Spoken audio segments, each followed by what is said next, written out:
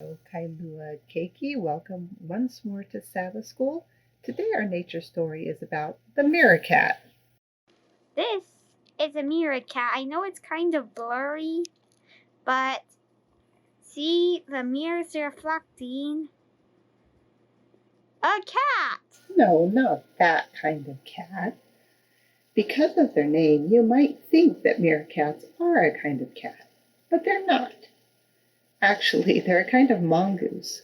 They are small animals, just about 1.5 pounds. Some of you may have seen them at the zoo. Like prairie dogs, meerkats live in underground burrows. Instead of living by themselves, meerkats live together in groups of up to 20 or 30 animals.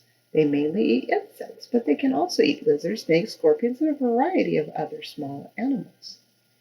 Meerkats live in the Kalahari Desert in southern Africa. Because there aren't many trees in the places they live, it is easy to see things that are far away. That makes it easier for predators to find and catch meerkats. Also, meerkats spend a lot of time looking for food to eat, so they might not notice when a predator is near. Sounds like quite a dangerous thing to be a meerkat. Are you wondering how they stay safe? Well, while the rest of the group looks for food, one meerkat will carefully watch for danger. If it sees a hawk or another predator coming near, it makes an alarm sound so that all the other meerkats know that they should run quickly to a safe place. That's something like what God's prophets do. They give warning messages to help us be safe and avoid Satan's dangerous traps. In our story today, Daniel warns Nebuchadnezzar to stop being proud and to stop doing other wrong things. Nebuchadnezzar should have listened and obeyed, so he wouldn't have had to have the terrible punishment he did, which we'll find out about. God sends us warnings through his prophets, and we need to choose to listen. Today, our story of Nebuchadnezzar continues. As it turns out, Nebuchadnezzar just seemed to have a lot of dreams. And in our story today, Nebuchadnezzar had a dream that really disturbed him. Kind of like the other one, except this time he remembered the dream, or at least he would tell people the dream.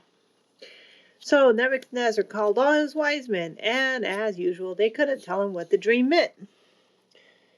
And so he called Daniel.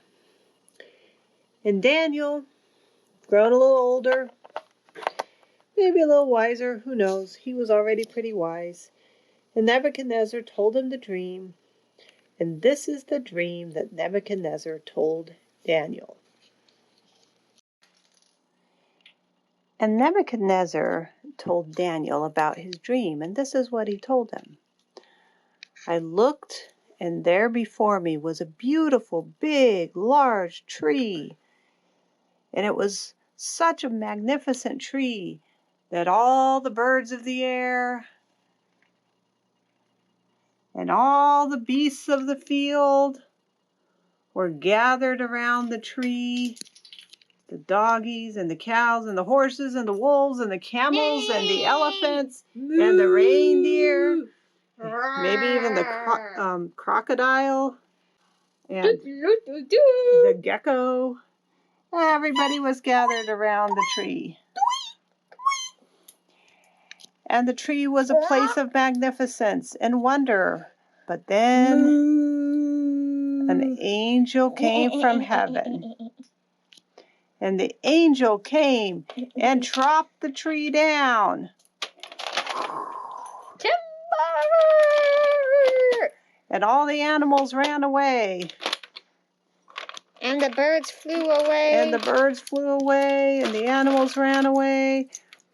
And everybody went away. But there was still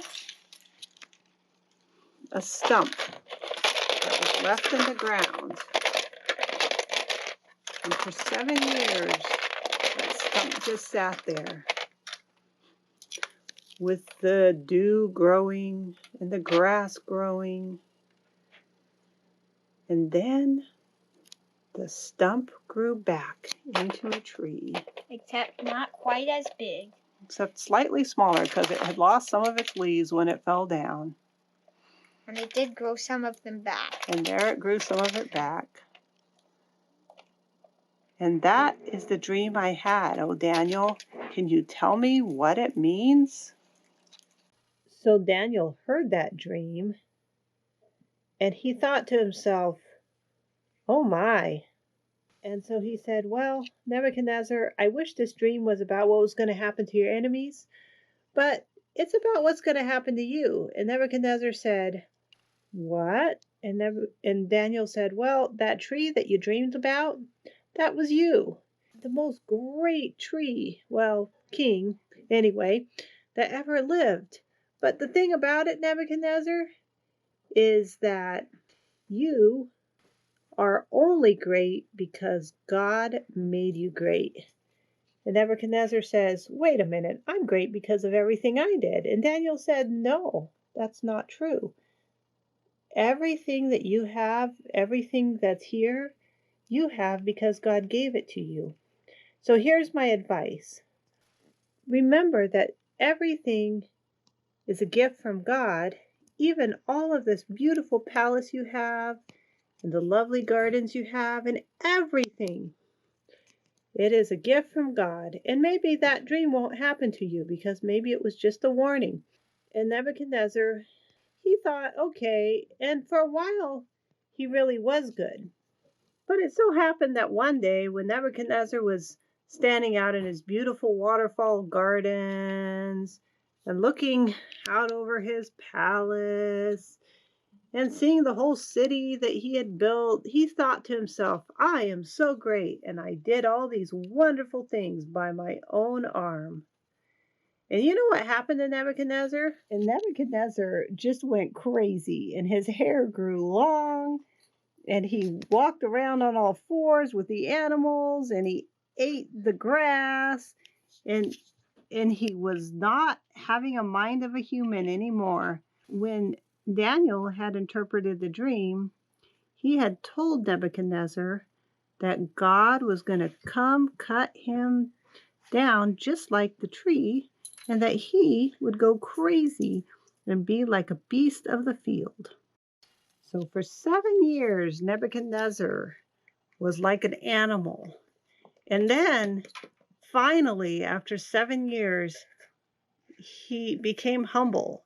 And I don't know why it took him whole 7 years to become humble, but it did. And Maybe it's because seven's the holy number.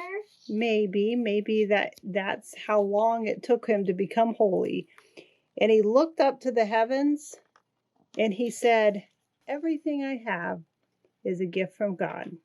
And you know, that's something that you and I can all learn. We don't really have a whole lot of power by ourselves. We need God to help us. Even if we're kings, even if we're little kids, even if we're parents. Nebuchadnezzar finally learned that. And he became king again, and he lived to an old age, and Daniel helped him the whole way. So that's the story of Nebuchadnezzar, but the story continues with Nebuchadnezzar's grandson. Belshazzar gave a great disco party. Everybody was dancing and having fun and drinking out of the goblets of gold that they'd gotten from the temple, having a little ice cream maybe. And generally it was a big party where they were saying, we're so great and nobody can defeat us. But while they were all having this wonderful party, an invisible hand started writing on the wall. And it said, Eeny, meeny, tiki, boo. what? I don't think Tiki is eeny meeny. She is big. I don't think that's what was written. It was Mene Mene Tekel Paris. Eeny, meeny, tackle, parrot. No, that's not what was happening. It was Mene Mene Tekel Paris. Many tickle parrots. No, stop tickling me, stop. It was Mene Mene Tickle Paris. Now, no one knew what it might mean, so the king called in his wise men, and here came his wise men. Yes, O king. Yes, O king. But they didn't know. He promised great things to anyone who did know, but they still didn't know. So finally, and there came Daniel, and the king said, "Oh, Daniel, can you please help me figure out what that thing on the wall says?" And Daniel said, it says, "Mene, mene, tekel, Paris." God has numbered the days of your reign and brought it to an end. Your reign is over. The king said, "What?" And then Daniel said, "You have been weighed in the balance and you have been found wanting." And Paris means your kingdom has been given over to the Medes and the Persians. The Medes and the Persians taking over now, right while the party was happening. They came in through the water gates and they were invading the city. So God's predictions about the kingdom came true. In today's lesson, we studied 2 stories where God had to remind kings that he was in charge. The first king, Nebuchadnezzar, had to eat grass for 7 years, but he finally realized, yes, God really is in charge. The second king, King Belshazzar here, dancing away, he just wouldn't accept that God was in charge, even though he knew that whole story of Nebuchadnezzar. So that is an example of someone who wouldn't listen no matter what.